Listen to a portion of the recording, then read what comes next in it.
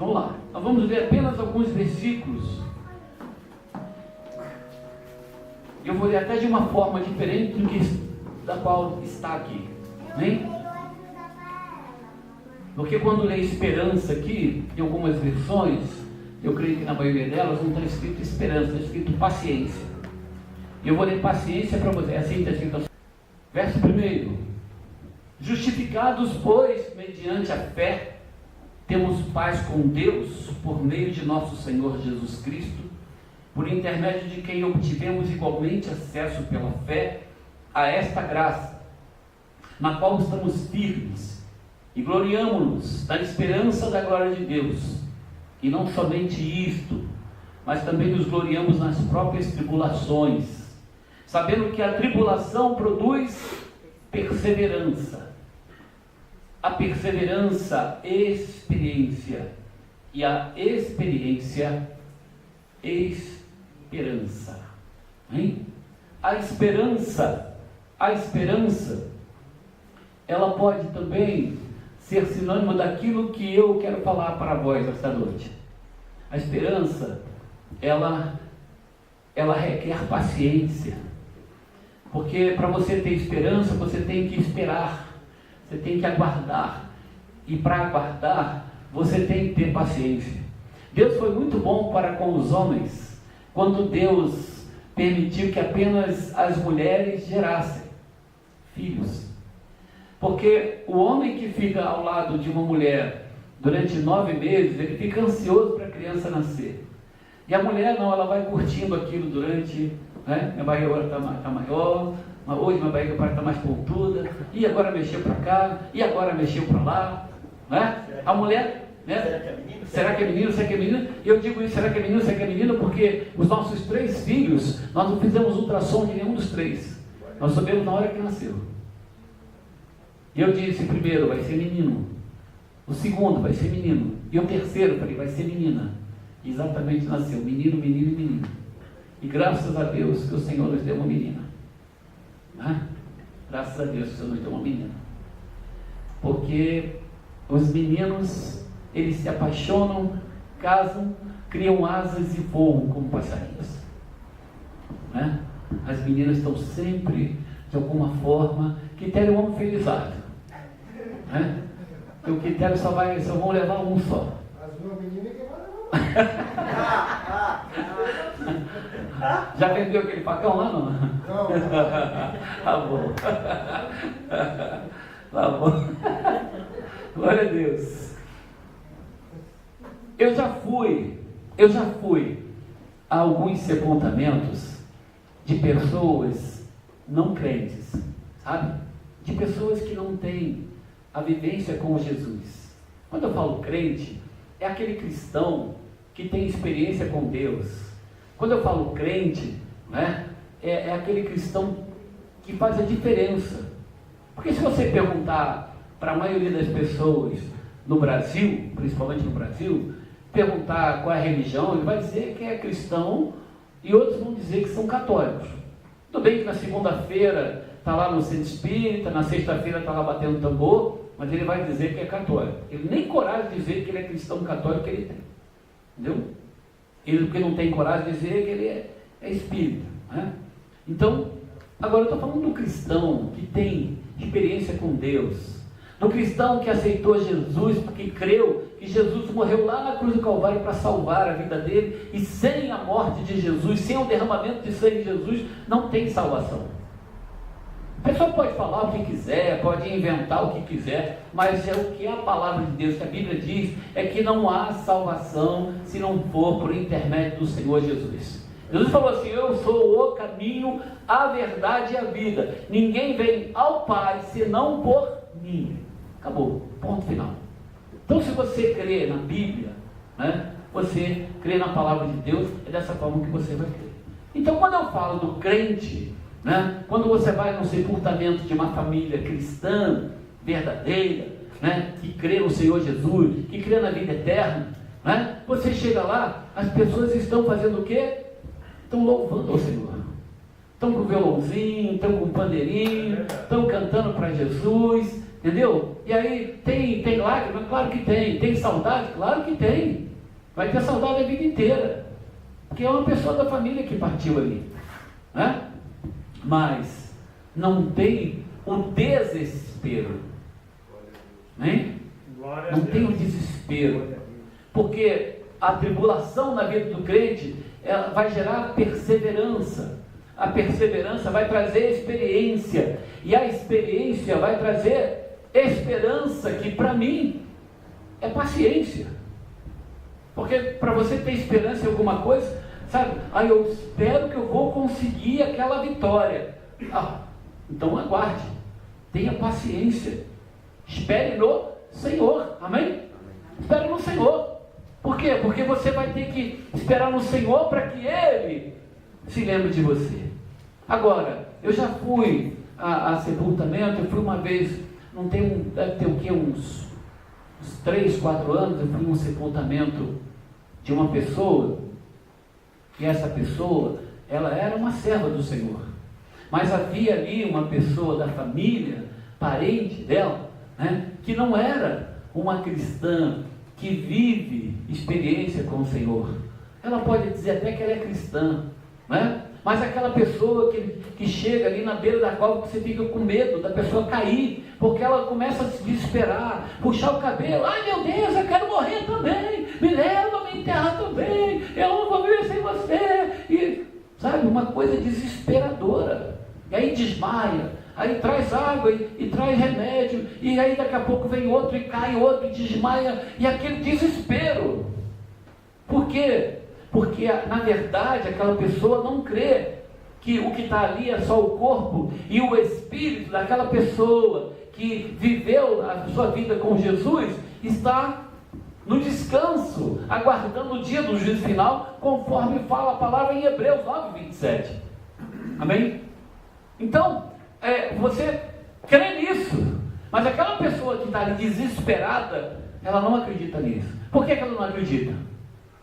Porque a tribulação para ela não gera perseverança. A tribulação para ela gera desespero. Desespero. E quando você confia no Senhor, você vê um quadro, não é? Você vê um quadro, numa situação que você diz assim, não tem mais jeito, não tem mais solução, não é? Mas quando você crê no Senhor e vive a experiência com Deus, com o Eterno, com Deus vivo, você não se desespera. Você usa da tua perseverança. Você persevera. Sabe? Hoje está difícil, você continua perseverando. Mas e amanhã? Está difícil, continua perseverando. Depois da manhã, talvez esteja até mais difícil, mas continue perseverando. Porque isso vai gerar em você uma grande experiência. Amanhã, depois da manhã, você vai passar por alguém que está passando aquilo que você já passou lá atrás, mas você perseverou, teve experiência, né? Teve paciência e recebeu a vitória, e aquela pessoa está passando por aquela tribulação. E o que você vai dizer para ela?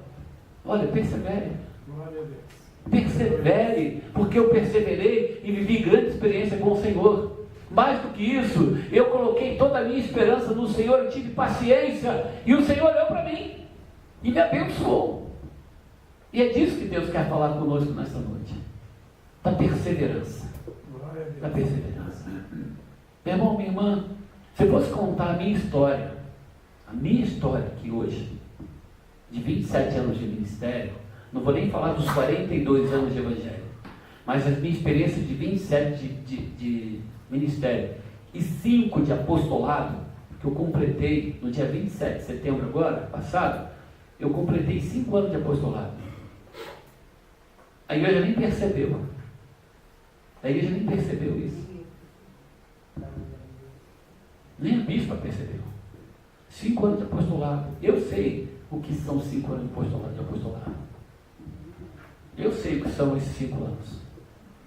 Se eu parasse para contar a história que hoje começasse a contar, irmãos, o dia, a noite ia ser curta, que a gente ia entrar pela manhã e eu ainda estaria falando sobre tudo que eu vivia, sobre os momentos que eu vivi e que eu achei que não tinha mais jeito. Em 1986 o Senhor falou comigo dentro de uma faculdade de teologia que ia me trazer para São Paulo. Em 86. Vou levar você para São Paulo e vou fazer uma grande obra. E o Senhor ainda falou através do vaso assim: olha, essa igreja que você está agora nesse momento, que você é membro dela, essa igreja, você ama demais essa igreja. Você não quer sair dessa igreja, mas o Senhor vai te tirar de lá e vai levar você para São Paulo. Isso foi falado em 1986. Queridos, exatamente 10 anos depois, em 1996, aconteceu exatamente o que Deus tinha mostrado. Mas aconteceu com detalhes, porque Deus usou uns 2, 3 vasos diferentes em horários e dias diferentes, na mesma faculdade de teologia, para me falar os detalhes, como que vai acontecer. O inimigo chegou e falou assim: ó, eu vou parar o ministério dele, eu vou parar ele, porque eu não quero que ele faça a minha obra, que ele faça a obra de Deus. Eu não quero que ele faça a obra de Deus, eu quero interromper, porque o ministério dele vai restaurar muitas vidas, o ministério dele vai salvar muitas vidas, o ministério dele vai romper fronteiras. O inimigo sabe disso, e eu vou interromper. E ele fez de tudo para interromper esse ministério em 96. Naquele dia, 14 de abril de 96, que por coincidência é o dia do meu aniversário, foi o dia que o inimigo marcou para acabar com o meu ministério. Eu podia ter parado ali, eu podia ter seguido a minha vida. Humanamente falando, minha vida hoje, certamente, estaria bem melhor. Humanamente falando. Espiritualmente falando, minha vida estaria um lixo. E o que é pior de tudo, eu não estaria fazendo a vontade de Deus que eu estou fazendo hoje. Porque se eu vou agora visitar os irmãos lá em Penedo, em Alagoas, foi porque Deus levantou um povo ali, que há 2 anos e meio atrás ele falou que estava levantando um povo lá, e queria que eu fosse lá para cuidar deles. Mas eu não fui há 2 anos e meio atrás, sabe por quê? Porque quando Deus fala para depois ele testificar e ele mostrar que é o tempo. E Deus falou: agora é o tempo. Glória a Deus, aleluia. Mas por que nós conseguimos chegar até aqui? Porque eu perseverei. Eu não desisti de fazer a vontade de Deus. E eu quero que você, como igreja, entenda isso. A perseverança, ela tem que ser a parte principal na hora da tua tribulação, na hora da dificuldade, seja econômico-financeira, seja espiritual, seja no seu casamento, seja no seu trabalho, seja na sua escola, seja uma enfermidade, seja algo grave, seja alguma coisa que está fora do teu controle. A ordem do Espírito Santo para você nesta noite é: persevere, porque se você perseverar, eu, o Senhor, vou te dar experiência, e através da experiência eu vou trazer sobre vós esperança, desde que vós tenhais em mim paciência.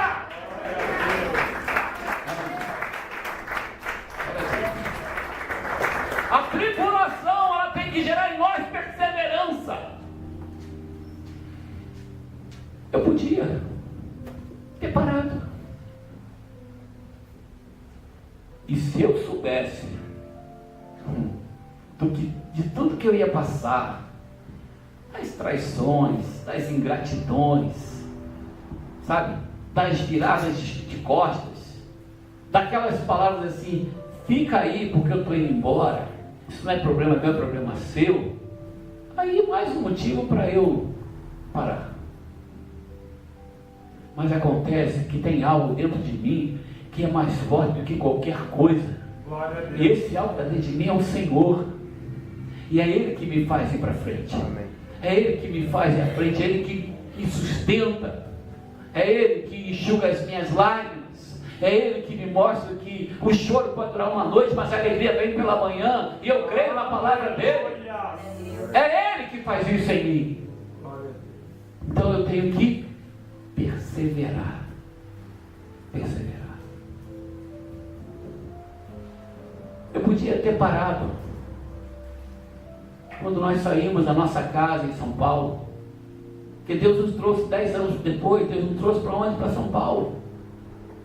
Viemos morar numa casa pequenininha, um sobradinho geminado, de 2 dormitórios e uma ridícula. Eu não chamo aquilo de ridícula nunca, eu chamo aquilo de ridícula. Entendeu? Muito mal cabia uma mesinha com uma cadeira e um computador. De lado. Quase o seu boneco, descosta. Sabe? Negócio ali complicado. E ali Deus começou a obra. Começamos a andar. Na madrugada eu, a minha esposa, hoje bispa, os meus filhos Fábio, Felipe e Mariana, hoje pastores. Começamos a andar pelo Campo Belo, na zona sul de São Paulo, pregando o Evangelho. Sabe como que a gente começou? Fazendo serenata. A gente saía no meio da rua, parava na porta das pessoas, começava a louvar o Senhor. Mas quem eram as pessoas, Gustavo? A gente não sabia. A gente não conhecia. Parava na porta das pessoas que o Senhor falou assim: para aqui, louva o meu nome. Paramos na porta de uma mulher que é professora de música até hoje. Ensina piano. Ali na nossa rua. Cantamos um louvor na porta dela. Um louvor. E saímos e fomos cantar mais 2 louvores na porta de uma mulher que tinha 1 século de vida. Vó Lázara. A gente cantava, ela abria a janelinha assim e ela ficava assim, lá da janela, porque ela não vinha aqui para fora, ela não podia pegar sereno. Ela ficava assim, abraçando a gente e chorando. Chorava, mas chorava de tristeza não, chorava de alegria. Cantamos 2 louvores e aí paramos uma noite, nós fizemos isso, cantamos 2 louvores e paramos. Quando nós paramos de cantar os 2 louvores, na rua de trás tinha um prédio que ele ficava acendendo e apagando a luz, 3 horas da manhã. Acendendo e apagando a luz. Eu falei: o que é aquilo? E aí nós paramos de cantar. E aí um casal lá da sacada do prédio começou: por que parou? Parou por quê? E aí nós cantamos mais um.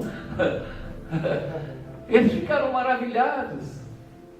A professora de música no dia seguinte falou assim: foram vocês que cantaram uns louvores na minha porta? Eu disse: vamos dar um, né? Aí ela falou assim: um louvor? Eu queria que vocês até me explicassem como que vocês conseguiram cantar até às 5 horas da manhã. Eu falei: minha senhora, nós cantamos um louvor aqui, depois cantamos mais 2, aí o pessoal do prédio começou a gritar porque parou, porque nós cantamos mais um, levamos um para casa. 3 e pouca da manhã, 3 e 10 da manhã, a gente estava em casa. E na hora que nós paramos na porta dela, devia ser o que? Umas 2h15, 2h30 da manhã. Mas ela ouviu os louvores até às 5 da manhã. Não éramos nós. Quem eram os serafins que estavam lá, não sei o nome deles. Mas que tinha serafim ali, tinha. Amém? Mas quando nós começamos a fazer o trabalho naquela casa, as pessoas sentavam ali, ó.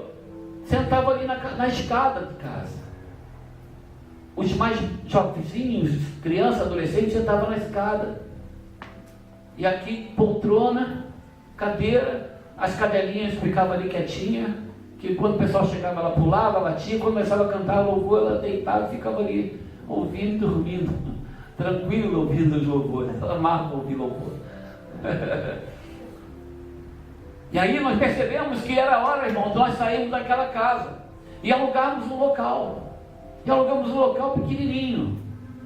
Um local tão pequeno que quando a gente pensava que estava entrando, já estava saindo. Muito pequeno. Cabia talvez umas 20 e poucas pessoas nesse salãozinho. Mas cresceu. E aí viemos para o Campo Belo, porque esse local que primeiro alugamos era de aeroporto. O Campo Belo era muito caro. Não dava para alugar naquela época. E a igreja nessa época só tinha um dizimista. Vocês estão olhando para ele. Então, para comprar as coisas, comprar púlpito, instrumento, bateria, compramos até uma bateria, que depois a gente até deu ela, porque depois vimos que aquela bateria não era nada, né? Compramos cadeiras, as cadeiras pretas que estão lá atrás. Nós começamos com aquelas cadeiras, não foi, amor? Começamos com aquelas cadeiras pretas ali, aquelas cadeiras ali, elas têm 20 anos. Você senta nela ali que contém churrasco, ela tem 20 anos aquela cadeira. Compramos, não é? Foi Foi um cheque especial, foi cartão de crédito, foi dinheiro, foi tudo. Porque o meu dízimo não comprava aquilo. Aí, além do dízimo que só tinha o meu, eu tinha que pôr dinheiro para comprar as coisas. Mas eu podia parar ali. Tá bom, sabe? Vamos ficar aqui. Deu 20 pessoas aqui, salvou, glória a Deus. Para crescer, vamos alugar um pedacinho maior e vamos ficar por aqui. Mas acontece que o Senhor tinha para nós a visão de uma igreja apostólica. E a visão da igreja apostólica é uma igreja que ela cresce a cada vez mais. Ela abre em outros bairros. Para quê? Para levar a mesma palavra. A mesma palavra que você vê na televisão, não. A palavra do Evangelho que transforma. A palavra do Evangelho que Jesus salva. A palavra do Evangelho que Jesus batiza com o Espírito Santo. A palavra que a vida é transformada. A palavra que a vida vive uma vida com Deus. Vive uma vida de santificação. A palavra que o casal vive uma vida santa. A palavra que o servo do Senhor paga as suas contas. A palavra que o servo do Senhor tem caráter. Glória a Deus. Aleluia. O Evangelho que está na Bíblia. Eu podia ter parado naquele momento, mas Deus falou assim: não, eu quero que você vá mais à frente. E fomos abrindo. Abrimos Eden. Agora, em consequência do que vivemos em Eden, que é outra história que eu não vou contar agora, que a IAB de Eden era outra que eu podia chegar lá e aceitar o conselho de alguns pastores de lá do Rio e fechar tudo, vender as coisas que tem lá e o resto trazer para cá e deixar o povo lá se virar. Eu reuni, nós tivemos mais de 300 ovelhas naquela igreja. Há 2 anos atrás, 2 anos e 2 meses atrás, quando começamos a reunir ali, nós reunimos com 20 e poucas pessoas. 2 anos e 2 meses depois, nós estamos reunindo com 90 pessoas. Porque alguns voltaram e Deus salvou outros. E trouxe outros que estavam afastados de suas igrejas. Mas por que Deus está fazendo isso lá em Éden? Sabe por que, Quitério? Porque nós perseveramos. Glória a Deus. Aleluia. Nós perseveramos. E Deus está falando para você com relação a tudo que você está vivendo, pelas dificuldades que você está vivendo na sua casa. Olha bem, na sua família, as dificuldades que você vive, as suas dificuldades que você vive nela há vários anos e não mudou ainda. A palavra de Deus para você não é desiste, não. A palavra é persevera. Glória a Deus. Porque se você perseverar, o Senhor vai fazer você prevalecer. Aleluia. Glória. Você vai ter esperança. Você vai ter experiência antes disso. Você vai ter experiência, porque eu tenho muita experiência para contar. Eu posso escrever vários livros de tudo que eu vivi. Para quando a pessoa olhar e dizer, puxa vida, ele viveu tudo isso aqui e não desistiu? Então eu vou perseverar também. Porque o Deus que ele serve é o mesmo que eu sirvo. Então Deus abençoe ele, vai abençoar a mim também. Nós temos que servir de experiência para as pessoas. E nós temos que perseverar. Trabalhei 26 anos na Varig. Houve um tempo em que eu acordava, quando eu ia para o banheiro tomar meu banho. Sabe como é que eu ia, irmãos? Olha bem, como eu ia para o banheiro. Ai, que chato. Vou ter que ir para a Varig. Coisa chata ir para a Varig. As pessoas não me respeitam, as pessoas não me dão valor. Aí eu podia desistir, mas eu preferi perseverar. Lembra que Deus falou comigo que ia me trazer para São Paulo? Eu trabalhava como diretor financeiro lá no Rio e ele falou comigo assim: Jander, eu tenho 2 alternativas para você subir na vida na empresa. É mesmo, Jander? Eu tinha acabado de me formar na faculdade. E olha que eu já tinha dado um sistema para a empresa. Eu criei um sistema de orçamento e dei de graça. Qualquer empresa de tecnologia tinha cobrado 2 milhões de reais. Eu dei de graça para a empresa. Mas nem assim eu fui aumentado.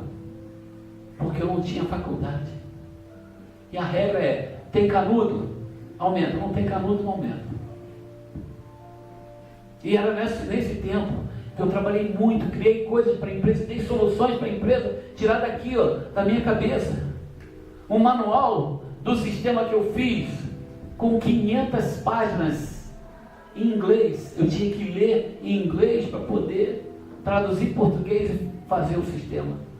Porque eu não conhecia aquele sistema. Peguei um livrão de 500 e poucas páginas lá em inglês, traduzia e fiz. Quando ficou pronto, eu esperava que o meu diretor me promovesse. Me promoveu. Desde que tapinha nas costas é promoção, ele me promoveu. Diz que tapinha nas costas não dói. Isso doeu. Isso doeu. Porque eu fiz, mas não fui reconhecido. Então eu podia ter desistido. Mas sabe o que eu fiz, irmãos? Eu perseverei. Aí esse mesmo diretor, eu já estava formado, ele me deu 2 alternativas. Qual é a primeira? A primeira é para você ir para São Paulo. E a segunda, chefe? Qual a segunda alternativa para eu melhorar de vida? É para você ir para São Paulo. Eu falei, chefe, pelo visto não tem jeito não. Mas só que eu me lembrava só da revelação que Deus havia me dado 10 anos atrás. Vou levar você para São Paulo para começar uma obra contigo lá. Falei, diretor, estou dentro. Estou dentro porque o meu chefe já falou comigo há 10 anos atrás que é para ir para São Paulo. Fui para São Paulo. Cheguei aqui, irmãos. Sabe aquela história de que quem tem em terra de céu, quem tem o olho é rei? Pois é, ninguém sabia trabalhar com microinformática aqui na época. Eu sabia de monte. Eu dei aula, ensinei um monte de gente a trabalhar. Só trabalhava com aqueles cabeção verde da IBM, enorme, aqueles terminais 32, 78. Eu cheguei já sabendo trabalhar com micro. E detalhe, já estava estudando inglês, já falava inglês. Uma vez um gerente geral chegou para mim lá e falou assim, olha, Jânio, eu preciso de um grande favor seu. E eu falei para ele assim, aí ele falou assim, eu preciso de um grande favor teu, só que você não pode me dizer não. Eu falei, chefe, aí você me quebra as pernas. Eu não sei o que você vai me pedir, e eu não posso dizer não. Não, cara, confia em mim, cara, confia em mim. Eu preciso que você faça um favor, mas você não pode me dizer não. Eu disse para ele, tá bom, chefe, eu vou confiar em você, fala. Ele falou assim, eu preciso que você vá amanhã em Paris para receber uns técnicos de informática lá que vão mexer lá no sistema, nos computadores lá, e não tem ninguém nosso lá, e você precisa trabalhar o final de semana lá. Paris, chefe? Em Paris. Vou quinta e fico até segunda? Ele, Olhei para ele assim e falei, sabe por quê, irmãos? Porque eu fiz vários cursos de inglês. Quando eu achava que não estava bom, eu fazia outro. Eu achava que não estava bom, fazia outro. Eu perseverei. Em 300 e poucos funcionários, eles mandaram um. Sabe por quê? Porque além de conhecer tecnologia, sabia falar inglês. Olha o que Deus está falando contigo. Persevera. Glória a Deus. Persevera. Aleluia. Eu achava que aquela era a primeira e única viagem. Sabe o que aconteceu, irmãos? Eu fui para Paris para ficar 4 dias. Eu fiquei 1 semana em Paris, por conta da empresa. E o diretor da Europa, quando eu disse para ele que eu precisava vir embora para o Brasil, ele falou assim, não, gente, você não pode ir embora. Como não? Eu preciso ir embora. Não, eu estou com um problema em Londres, e agora eu quero que você vá para Londres. Bom, eu vou dizer uma coisa para você. Quando alguém falar para você, para ficar 1 semana em Paris, vai não, irmãos, é sacrificante. E se ele disser assim, de Paris, vai para Londres, aí que você não deve ir mesmo. O negócio é muito difícil. Como diz aquele ceguinho, é muito difícil. Eu fui. Dali em diante, irmãos, sabe o que Deus fez comigo? Porque eu perseverei. Eu conheci toda a Europa. Eu conheci a Ásia, a América do Sul e a América do Norte. Eu tive 4 vezes no Japão, na cidade de Narita, Nagoya, Osaka e Yokohama. Eu andei em Shinkansen, trem bala, 300 km por hora. Eu passei assim, um monte de fui, estava ali me olhando. Eu passando de trem aqui, um monte de fuji me olhando. Tive 5 vezes na China, fui em Hong Kong. Eu fui em Taipei, antiga Ilha Formosa. Sabe por quê, irmãos? Porque eu perseverei. Eu perseverei. Deus me deu. Cheguei em Taipei, tinha uma promoção, aí tinha um cachorrinho assim, ó, desenho de um cachorrinho no vidro, do McDonald's de Taipei. Aí eu fui obrigado a perguntar pelo meu amigo: escuta, o hambúrguer aqui também é de cachorro, não? Ele falou: não, isso é só uma lembrancinha do Mac, como é que é, do coisa da criança lá, o McLanche Feliz. Isso é só o McLanche Feliz. Aí dá um cachorrinho de pelúcia. Graças a Deus. Então vamos entrar para comer um Mac lá em Taipei. Sabe aqueles equipamentos que você usa? Seu smartphone, seu notebook. A maioria vem de lá. Fui lá, conheci a Santa Efigênia de lá, no Japão, um lugar chamado Akihabara. Pastor Emanuel tinha que levar lençol, que o lenço não ia cobrir a barba toda, ia babar lá direto, tanta coisa que ele ia ver, muita coisa boa, de tudo. Tem uma área, igual tem uma área que é só som, tem uma área que é só computadores, tem uma área que é só celulares, só videogames, negócio de doido. Deus me fez ver isso. Preguei o Evangelho em vários locais. Tive 20 vezes na Alemanha, quase abrimos uma igreja na Alemanha. E nós temos sinais com a Alemanha. Eu não esqueci da Alemanha. Não. Nós fizemos agora, dia 31, anteontem, 500 anos de reforma. Aleluia. Amém? Sabe por que você lê essa Bíblia aqui? Sabe por que você lê essa Bíblia? Por causa de Martinho Lutero. Ele abriu a condição de nós hoje podermos ler a Bíblia. Ele protestou. Nós somos protestantes, sim. Nós não concordamos com aquelas coisas que acontecem lá até hoje. Nós somos protestantes, sim. Evangélicos, cristãos, protestantes, sim. Bíblia. Preguei evangelho para muçulmano. Tinha um muçulmano lá que o nome dele, como todos, era Mohammed.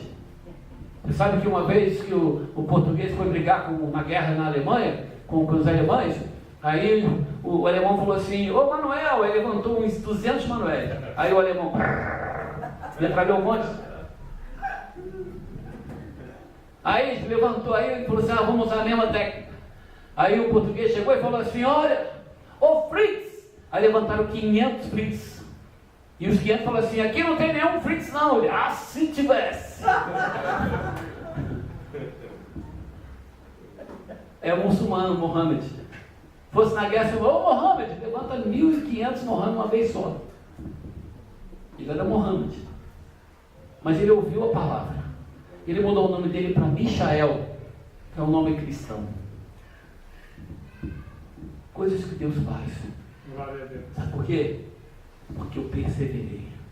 Então eu quero que você entenda, para encerrar essa palavra, você que está aqui na igreja, você que vai assistir esse vídeo, o que eu quero que você entenda é que Deus está dizendo para você sobre perseverança. A tribulação, a dificuldade que você está passando na vida agora, ela precisa gerar em você perseverança. Você precisa perseverar. Não desistir, porque a tua bênção não está aqui não. A tua bênção está dali de amanhã para frente.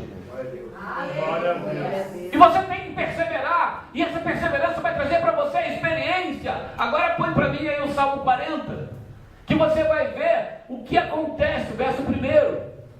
Você vai ver o que acontece.